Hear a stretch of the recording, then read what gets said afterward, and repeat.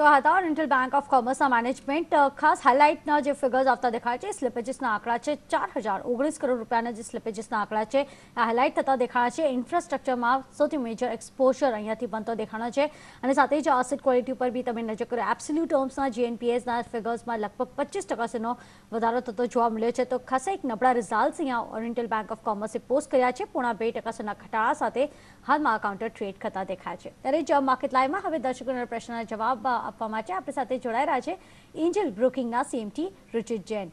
રુચિજી, સ્વાગત છે આપનો શો પર. સૌપ્રથમ તો માર્કેટ હવે કઈ ડિરેક્શનમાં તમને દેખાઈ રહ્યા છે? આપણે જોયા હતા કે 7800 લેવલ્સ પર હવે શોર્ટ્સ બનતા દેખાઈ રહ્યા છે માર્કેટ્સમાં. ક્લિયરલી એક ડિરેક્શન મળી રહ્યો છે કે પછી હજુ એક નો ટ્રેડિંગ ઝોનમાં માર્કેટ્સ બનતી દેખાય છે?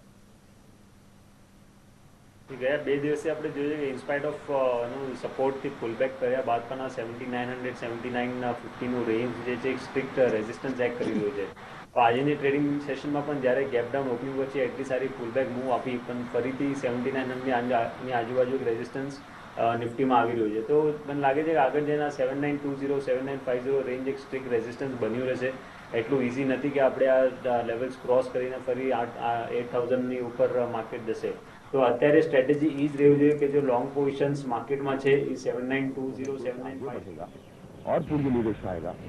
और आपने देखा होगा 4G में मैंने सबको लाइसेंस दिया है. स्वस्थ कंपटीशन हो, अगर सेवाएं अच्छी नहीं होंगी तो उनके लिए भी कटना ही पड़ा. So the Supreme Court has said that the TARI's decision of penalty to telecom companies because of call drops is arbitrary and non-transparent. તો હતા રવિશંકર પ્રસાદ, ટેલિકોમ મંત્રી, જે માની રહ્યા છે અહીંયા જે રીતના ટેલિકોમ પર સુપ્રીમ કોર્ટની એક સુનવાઈ બનતી દેખાય છે ત્યારબાદ ટેલિકોમ સ્ટોક્સમાં એક મોટી રાહત બનતી દેખાઈ રહી હતી. અને ત્યારે જ ફરી એકવાર રુચિજી, માર્કેટ્સ પર તમારો શું વ્યૂ બની રહ્યો છે? जी 7920 7950 જેવું મેં કીધું કે એક સ્ટીફ રેઝિસ્ટન્સ રેન્જ છે ને એટલું ઇઝી નહીં રહેશે માર્કેટને આ રેન્જ ક્રોસ કરવા માટે. તો હાયર લેવલ્સ ઉપર જ્યારે પુલબેક આવે તો એ રેન્જમાં પ્રોફિટ બુકિંગ કરીને લોંગ પોઝિશનમાંથી એકવાર એક્ઝિટ કરવું જોઈએ. અને માર્કેટમાં 76 70 7700નું એક સપોર્ટ બેઝ બનાવ્યું છે. તો બ્રોડલી ઓલ તો રેન્જ બાઉન્ડ રહેશે પણ હાયર એન્ડ ઉપર જ્યારે બી માર્કેટ આવશે તો ત્યાંથી પ્રોફિટ બુકિંગ લાઇકલી છે. બિલકુલ, તો ઉપરના રેન્જથી થોડોક એક પ્રોફિટ ટેકિંગની સંભાવના બનતી દેખાણી છે.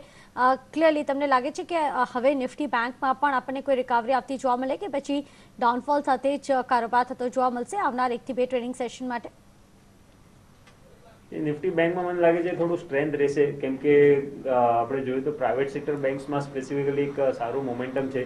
Kotak bank, axis bank, yes bank અને મેજોરિટી તમે અગર બેંક નિફ્ટીનું કોન્સ્ટિટ્યુઅન્સ જોશો તો વધારે કહીને વેટેજ એનું પ્રાઇવેટ સેક્ટર બેંક્સમાંથી આવે છે.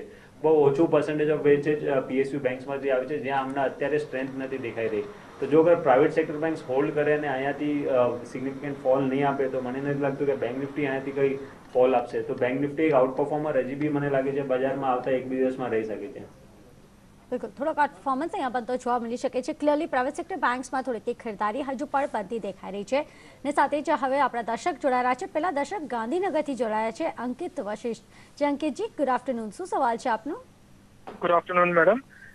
एक्चुअली मैंने SD 134 पे 500 क्वांटिटी बाय किया हुआ था एंड करंटली इज ऑन 83 पे. तो आई एम हैविंग, मेरा क्वेश्चन ये था कि अगर मुझे होल्ड करना चाहिए या फिर अभी सेल आउट करके निकल जाना चाहिए उसमें से. कितना लंबा आप वेट कर सकते हैं ये स्टॉक होल्ड करके? दैट इज नो बाउंडेशन कि मैम मैं बस मुझे प्रॉफिट का है कि प्रॉफिट मेरे को कब तक दिखेगा या फिर मैं 2-3 इयर्स तक भी वेट कर सकता हूँ. बिल्कुल, आपको ये पर्टिकुलर सेक्टर में ही इन्वेस्ट करना है? Actually I was searching for the HCL technology. क्या मैं उसमें इन्वेस्ट कर सकता हूँ उसमें दूसरा? जी बिल्कुल, लेकिन इसी एल्यूमिनियम में आपको इसी सेक्टर में आपको इन्वेस्ट करना है?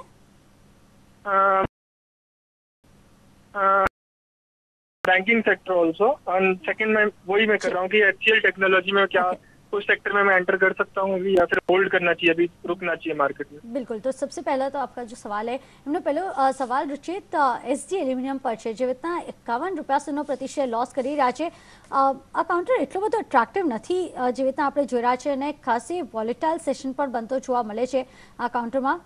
શું વ્યૂ બની રહ્યો છે? ઓલરેડી એમને લોસ થઈ રહ્યો છે, અત્યારે એમને એક્ઝિટ કરવું જોઈએ ને શું કોઈ બીજા સ્ટોકમાં અહીંયા રોકાણ કરવું જોઈએ એ જ સેક્ટરમાં? જી એસડી એલ્યુમિનિયમમાં બેસિકલી લો ટોપ લો બોટમનું ફોર્મેશન છે અને એક મોટું સપોર્ટ ક્રુશિયલ સપોર્ટ 105ના લેવલ્સ ઉપર હતું એનું 2009માં 2012માં અને રિસેન્ટલી 2014માં 3 વર્ષમાં કન્ટિન્યુઅસલી જ્યારે બી કરેક્ટિવ મૂવ આવી છે આ સ્ટોકમાં તો 105નું સપોર્ટ આ સ્ટોક લેતો હતો. હમણાં 105નું લેવલ બ્રીચ થઈ ગયા છે તો એટલે ઓલ ટાઈમ લો ઉપર સ્ટોક ચાલી રહ્યો છે. નીચે મેજર સપોર્ટ કોઈ નથી, અત્યારે કરન્ટલી કોઈ સપોર્ટ નથી એટલે અહીંયાથી હજી બી સિગ્નિફિકન્ટ ફોલ આ સ્ટોકમાં આવી શકે છે. તો ઓલ્ધો એ લેટ છે, એક સ્ટોપલોસ ફોલો નથી કર્યું પણ હમણાં પણ મને લાગે છે ઓલ્ધો એનું લોંગ ટર્મ વ્યૂ છે એમનું પણ એમને આ સ્ટોકમાંથી એક ખોટ ખાઈને એક્ઝિટ કરી લીધું. આની અલાવા એમનું પ્રશ્ન જે HCL ટેક ઉપર હતું કે HCL ટેકમાં ફ્રેશ ઇન્વેસ્ટમેન્ટ એમને કરવું છે, તો મારી રાય એ રહેશે કે HCL ટેકમાં પણ હમણાં ફ્રેશ ઇન્વેસ્ટમેન્ટ નહીં કરવું જોઈએ. રિસેન્ટલી આપણે જોયું છે કે એક કન્સોલિડેશન ફેઝ પછી કન્સોલિડેશનનું ડાઉનસાઇડ બ્રેકડાઉન આવ્યું છે અને રિસેન્ટ સેલિંગમાં વોલ્યુમ્સ પણ ઘણા સારા છે એટલે એ દર્શાવે છે કે જે સેલ ઓફ છે આવ્યું છે હમણાં ગયા 2 અઠવાડિયામાં એ સારા વોલ્યુમ સાથે આવ્યું છે અને એ એક નેગેટિવ સાઇન છે. કોઈ પણ પુલબેક મૂવ આવશે આ સ્ટોકમાં 760 780 સુધી ફરી એક રેઝિસ્ટન્સ આવશે એટલે HCL ટેકનામાં પણ હમણાં ફ્રેશ ખરીદારી નહીં કરવી જોઈએ. સેમ સેક્ટરમાં આઈટી સેક્ટરમાં જો એમને અગર ફ્રેશ ઇન્વેસ્ટમેન્ટ કરવું હોય તો મને લાગે છે TCS એક સારું બેટ રહી શકે છે. અહીંયાથી એક સારું કન્સોલિડેશન ફેઝમાં છે તો કન્સોલિડેશન ફેઝમાં અત્યારે લાગી રહ્યું છે કે એક્યુમ્યુલેશન એકવાર એક્યુમ્યુલેશન ફેઝથી આ સ્ટોક બહાર 2550નું એક રેઝિસ્ટન્સ બની 2550 ક્રોસ કરે તો સારું મોમેન્ટમ આ સ્ટોકમાં આવી શકે છે. તો એક HCL ટેકને અવોઇડ કરીને SD એલ્યુમિનિયમમાંથી કરન્ટલી એક્ઝિટ કરવાની સલાહ છે અને 2550ની ઉપર TCS निकले तो ત્યાં એમને TCSમાં एंट्री ले लेवी જોઈએ. बिल्कुल अंकित जी, आपके लिए सलाह बनती दिख रही है कि आप HCL एल्यूमिनियम तुरंत एग्जिट ले उस काउंटर से. फंडामेंटली भी इतनी अच्छी कंपनी यहाँ पे नहीं दिख रही है, टेक्निकल व्यूज़ भी सेलिंग के ही हैं. आप अपना लॉस बुक करिए और वहीं पे HCL टेक में भी अभी फ्रेश इन्वेस्टमेंट ना करें. TCS एक अच्छा काउंटर दिख रहा है जहाँ पे आप इन्वेस्ट करके चल सकते हैं. ત્યારે જ હવે બીજા કોલર જોડાઈ રહ્યા છે આપણી સાથે ભાવનગરથી જગદીશ જોશી. જી જગદીશજી, શું સવાલ છે આપનો? રિકો ઇન્ડિયા. રિકો ઇન્ડિયા તમને ખરીદ્યા છે કે પછી લીધા 400 રૂપિયા. કેટલા રૂપિયા પર? 400 કાઉન્ટર્સ લીધા, 400 શેર્સ લીધા છે? હા. ને કેટલા ભાવ પર લીધેલા છે? 425. કેટલા? 425. 425 ભાવ પર રિકો ઇન્ડિયામાં ખરીદારી કરી છે. ખસા એક નેગેટિવ સમાચાર અહીંયાથી બનતા દેખાતા અને ત્યારબાદ સ્ટોકે નેગેટિવલી રિએક્ટ કર્યો છે. રુચિતજી, અહીંયા કે એમના અર્નિંગ્સ પોસ્ટ નથી કર્યા કંપનીએ, ત્યારબાદ BSEથી એમને સસ્પેન્શનની નોટિસ આવી ગઈ હતી. હવે 17 મેના દિવસે પોતાના રિઝલ્ટ જાહેર કરશે પણ ઓલરેડી એમને 150 રૂપિયા સુધીનો લોસ થઈ રહ્યો છે. હોલ્ડ કરવું જોઈએ અહીંયા તમને લાગે છે? એની ચાન્સ એમના જે લોસીસ છે રિકવર થતા જોવા મળી શકે? મને લાગે છે એમનો પાર્ટલી લોસીસ રિકવર થઈ શકે છે પણ ડેફિનેટલી અગર સ્ટોકનું ટ્રેન્ડ જોઈએ તો કન્ટિન્યુઅસલી નેગેટિવ છે. એ ઘણી નેગેટિવ સાઇન છે. જ્યારે આ સ્ટોક 2 વર્ષ 1.5 વર્ષ પહેલાં એક સારું અપટ્રેન્ડમાં હતું અને પછી લો ટોપ લો બોટમ ફોર્મેશન થઈને સર્કિટ ટુ સર્કિટ રિસેન્ટલી એનું મૂવ હતું એટલે લોઅર સર્કિટ લાગતી હતી અને એક્ઝિટનો પણ મોકો નહીં મળ્યો. તો એટલે જે પણ ટ્રેડર્સ આ સ્ટોકમાં બોટમ ફિશિંગ કરીને અટકાયેલા છે, એવરી પુલબેક મૂવ ઉપર એ રેઝિસ્ટન્સ ચેક કરશે અને ટ્રેડર્સને જ્યાં પણ એક્ઝિટ કરવાનો મોકો મળશે એ લોકો આ સ્ટોકને એક્ઝિટ કરવા માટે જોશે. 305 થી 310ની જે રેન્જ છે એ એક મેજર રેઝિસ્ટન્સ હમણાં બનશે. તો કોઈ પણ પુલબેક મૂવ 305 થી 310 સુધીની રેન્જમાં સ્ટોકમાં એકવાર આવી શકે છે. ત્યાં એકવાર આ સ્ટોક આવે તો ત્યાં આ સ્ટોકમાંથી એમને લોસ બુક કરીને એક્ઝિટ લઈ લેવું જોઈએ. ઓકે, તો હાલમાં સલાહ બનતી દેખાણી છે. ટેકનિકલી તમને રિકો ઇન્ડિયામાંથી એક્ઝિટ લેવાની જ સલાહ બનતી દેખાણી છે કરંટ લેવલથી પણ જોવાનું રહ્યું. ફંડામેન્ટલી જો તમને ફંડામેન્ટલી લાંબા ગાળાનો વ્યૂ હોય તો અહીંયા રિઝલ્ટ સુધી વેઇટ કરી શકો છો. 17 મે સુધી જેમને રિઝલ્ટ જાહેર થતા જોવા મળે છે પણ ટેકનિકલી હજુ પણ વીક મોમેન્ટમમાં જ રિકો ઇન્ડિયાનો કાઉન્ટર ટ્રેડ કરે છે. તો જો શોર્ટ ટર્મ માટે તમે વેઇટ કરી રહ્યા હો તો અહીંયાથી એક્ઝિટ લેવાની સલાહ બનતી દેખાઈ રહી છે. ત્યારે જ ઇન્ડિયન બેંક ઉપર એક વખત નજર કરી લઈએ. 3.5% ઇનફેક્ટ 4% સુધીનો ઘટાડો આ સ્ટોક બતાવી રહ્યો છે. રિઝલ્ટ જેવી રીતના જાહેર થતા દેખાણા છે. ઓવરઓલ જે નેટ NPAના ફિગર છે એ ખાસ કરીને વધતા દેખાણા છે. ઓલમોસ્ટ 4.2% પર એમના નેટ NPAs આવી ગયા છે અને ગ્રોસ NPAs ઉપર નજર કરો 5.61%થી વધી અને હવે 6.66% પર બનતા દેખાણા છે. અહીંયા લગભગ 100 બેસિસ પોઈન્ટ્સનો વધારો થતો દેખાઈ રહ્યો છે ગ્રોસ NPAsના ફિગરમાં. એબ્સોલ્યુટ ટર્મ્સમાં પણ આપણે જો ઓલમોસ્ટ 40% સુધીનો વધારો એમના ગ્રોસ NPAsના ફિગર્સમાં બનતા દેખાણા છે. સાથે જ પ્રોવિઝનિંગ બેંકે લગભગ 813 કરોડ રૂપિયાની કરી છે અને ત્યારે જ તમે નજર કરો નેટ ઇન્ટરેસ્ટ ઇન્કમમાં લગભગ 2.5% સુધીનો સુધારો થયો છે.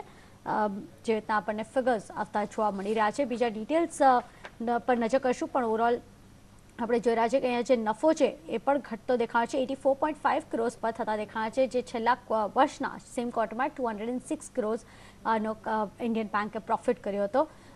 જે રીતના ટેક્સના ફિગર્સ છે એના પર નજર રહેશે, પણ ઓવરઓલ 3.5% સુધીનો ઘટાડો આ સ્ટોક પણ બતાવી રહ્યો છે. સાથે જ હવે એક વોટ્સએપ ક્વેરી આવી રહી છે. ઋષિક પૂછી રહ્યા છે રાજકોટથી કે એમની પાસે ઉજ્જીવન એલોટમેન્ટ થતા દેખાય છે. 70 શેર્સ મળ્યા છે એમને 210 રૂપિયા પ્રતિ શેરના ભાવ પર. તો હવે એમને લોંગ ટર્મ યા શોર્ટ ટર્મ વ્યૂ તો જોવા મળે છે. આઈ એમ શ્યોર તમારી પાસે અહીંયા ટેકનિકલ ચાર્ટ્સ નહીં હોય, જેના કારણે તમે કોઈ અહીંયા સલાહ આપતા નહીં દેખાવ, પણ એક જો ફંડામેન્ટલ વ્યૂ હોય રુચિ તમારી પાસે ઉજ્જીવન શું લિસ્ટિંગ ગેઇન્સ ને નીકળી જવું જોઈએ અને પ્રોફિટ કરીને બુક કરીને કે પછી હોલ્ડ કરવું જોઈએ? જી ડેફિનેટલી એકચ્યુઅલી ફંડામેન્ટલ એટલું ટ્રેક નથી કરતો અને પ્રોબેબલી ટેકનિકલી જેવું તમે કીધું કે ચાર્ટ્સમાં હિસ્ટ્રી નથી, નવી લિસ્ટિંગ છે એટલે ટેકનિકલી કઈ વ્યૂ નહીં બને, તો એમને એ જ સલાહ રહેશે કે કોઈ ફંડામેન્ટલ એનાલિસ્ટને એકવાર આ ક્વેરી ઉપર કોઈ રેકમેન્ડેશન લઈ લે. બિલકુલ. તો જે રીતના આપણે જોયા છે જીવન માફ કરજો, અહીંયા ટેકનિકલ તો વ્યૂ નહીં બની શકે, પણ ફંડામેન્ટલી એનાલિસ્ટ માર્કેટમાં એવું માની રહ્યા છે કે હજી પણ લાંબા ગાળાના ગેઇન્સ માટે વેઇટ કરવું જોઈએ. જે રીતના લિસ્ટિંગ ગેઇન્સ એટલા બધા થતા નથી દેખાડા બીજી બધી આઈપીઓસ જેટલા, તો હજુ પણ વેઇટ કરવું જોઈએ. આગળ જતાં એમના જે પ્રીમિયમ્સ છે ખાસ કરીને વધતા જોવા મળી શકે છે. ત્યારે જ લઈ એક નાનકડો વિરામ બાદ બીજા દર્શક આપણી સાથે જોડાશે.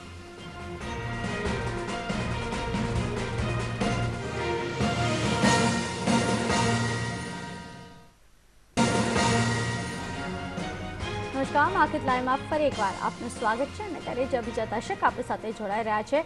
બિપિન ઝવેરી જોડાયા છે. જી બિપિનજી, શું સવાલ છે આપનો? હવે 700 રૂપિયાની અંદર મેં રાજેશ એક્સપોર્ટ લીધેલા છે, અત્યારે 50 રૂપિયા જેવો નીચે ડાઉન છે, તો એને હવે રખાય કે? બિલકુલ, તમે લાંબા ગાળા સુધી વેઇટ કરી શકો છો કે પછી શોર્ટ ટર્મમાં જ તમને એક્ઝિટ લેવું છે? શોર્ટ ટર્મ માટે જ હતું, એટલે વધીને 3 મહિના લગીની ગણતરી હતી. બિલકુલ, તો અહીંયા પ્યોરલી ટેકનિકલ વ્યૂ જોઈએ છે રુચિજી એમને. અને જે રીતના આપણે જોયા છે રાજેશ એક્સપોર્ટ્સ એમના ક્લિયરલી જે રિઝલ્ટ આપતા જોવા મળે છે નોર્મલી બહુ સારા હોય છે, પણ બહુ જ વોલેટાઇલ કાઉન્ટર છે અને હાલમાં એમને 150 રૂપિયા પ્રતિ શેર જેટલો અહીંયા લોસ થતો જોવા મળી રહ્યો છે. કરંટ ભાવથી શું કરવું જોઈએ? આવનાર 3 મહિનામાં તમને લાગે છે આ સ્ટોકમાં રિકવરી આવે? જી 2-3 મહિનાનું વ્યૂ હોય તો મને લાગે છે કે સ્ટોક પહેલા એક કલેક્ટિવ મૂવ હજી આપશે કરંટ લેવલ્સથી પણ.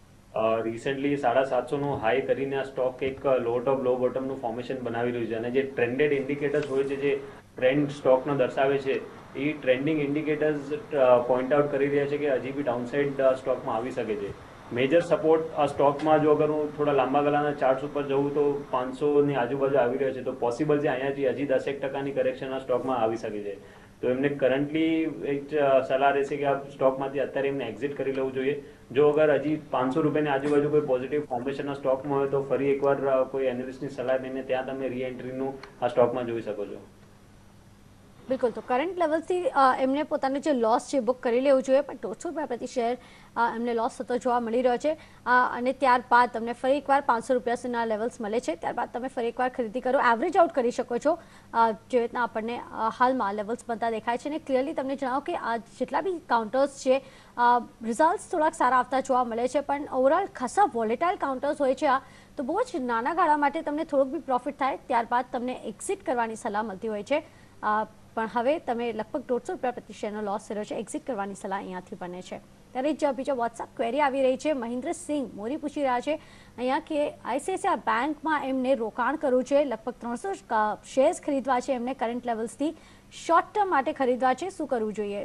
આઈસીઆઈસીઆઈ બેંક અસર નીચા લેવલ્સ પર આવી ગયો છે, 222ના લેવલ્સની આસપાસ, શું કરવું જોઈએ?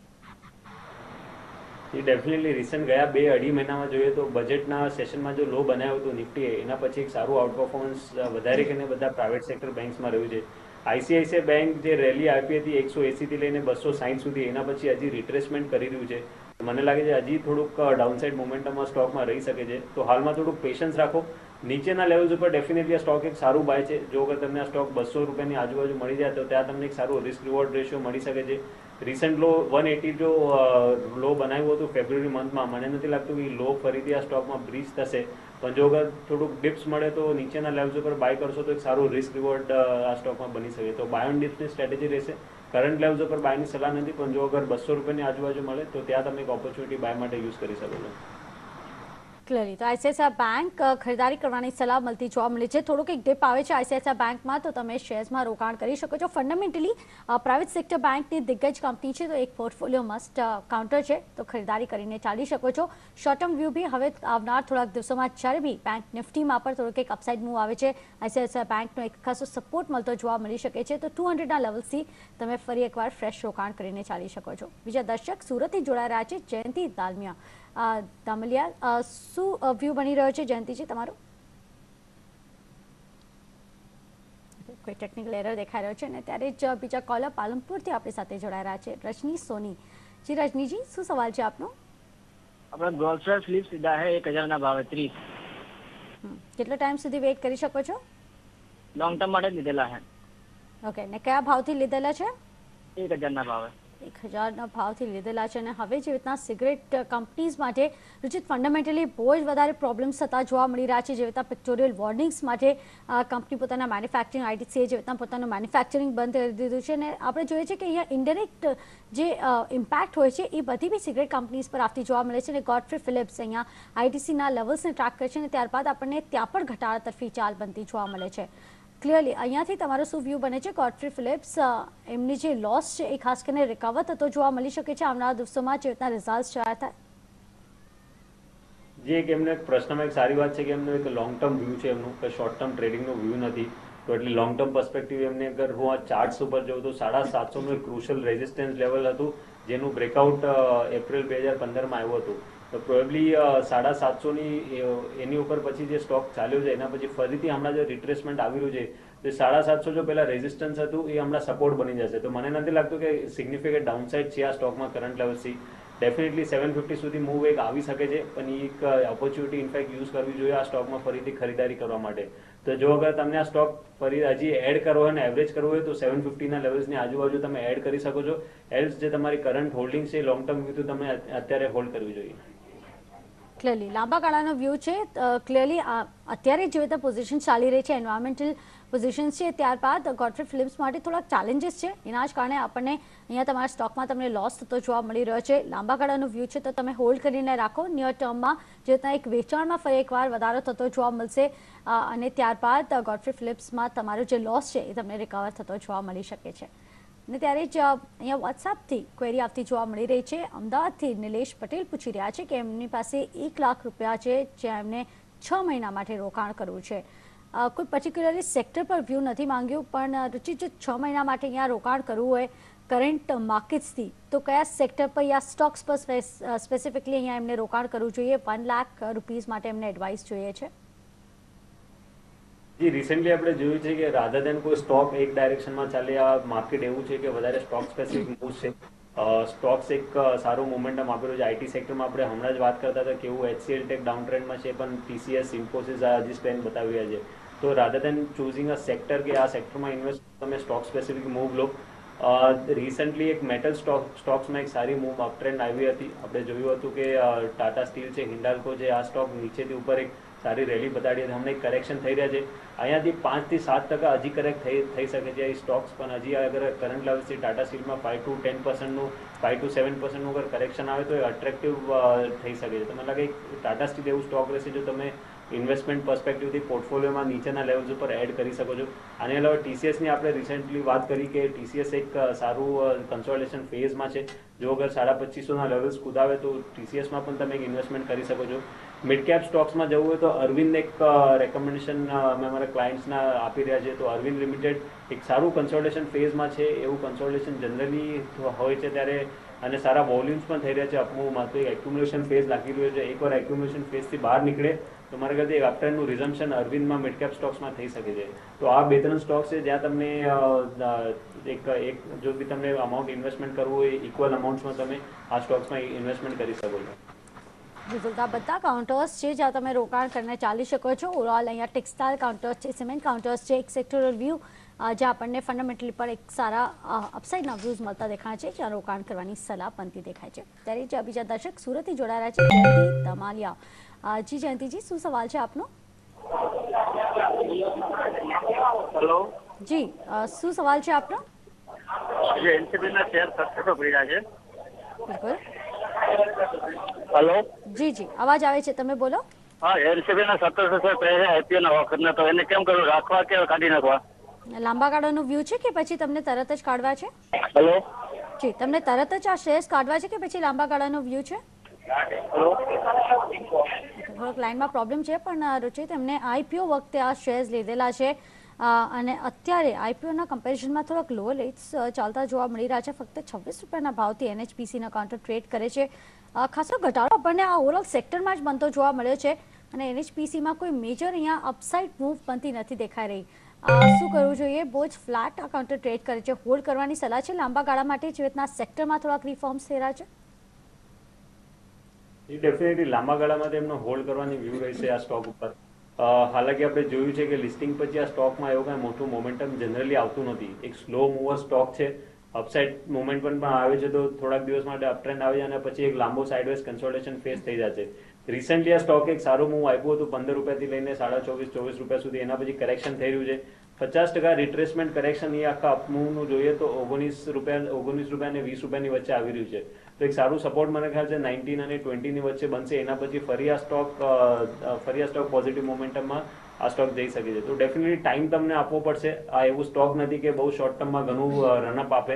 તો જો અગર તમે આ સ્ટોકમાં 1 કે 2 વર્ષનું વ્યૂ તમે આ સ્ટોકમાં રાખી શકતા હોય તો આ સ્ટોક તમને હોલ્ડ કરવો જોઈએ.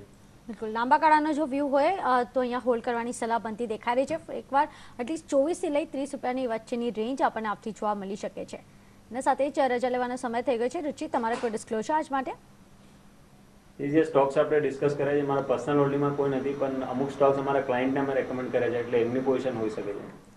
બિલકુલ, તમારો ખૂબ ખૂબ આભાર અમારી સાથે આવીને શોમાં જોડાવા બદલ. અને ત્યારે જ હાલ માર્કેટ લાઈવમાં બસ આટલો જ. વિરામ બાદ તમારા માટે લઈ આવશું કાઈપો છે. તમે જોતા રહો CNBC બજાર.